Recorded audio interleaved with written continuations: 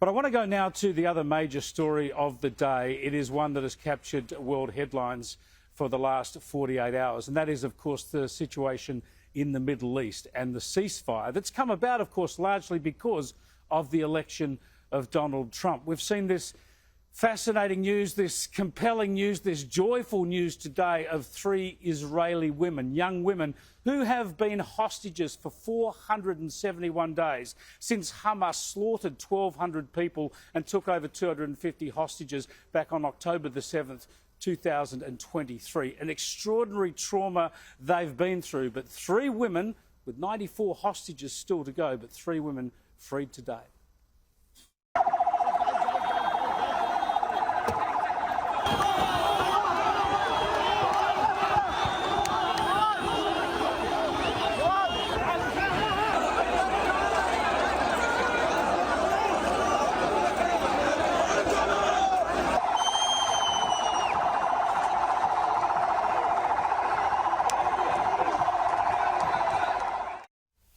Look, I've got to say, we should all have very mixed feelings about this. Of course, joy and elation for the freed women and their families. They're finally free.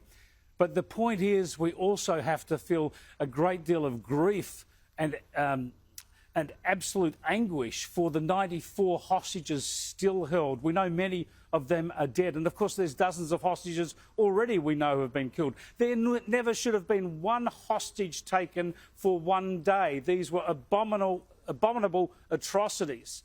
And the celebrations of Hamas playing off the media of this, what we've seen today, is absolutely outrageous. And notice there in the video of the release, we see Hamas militants wearing their Hamas green bandanas, back in their military fatigues.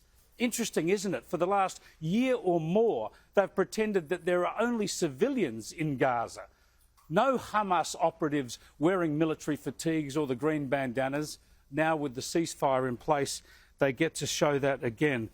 It's a shocking indictment. The problem here with the world is that Hamas should be destroyed.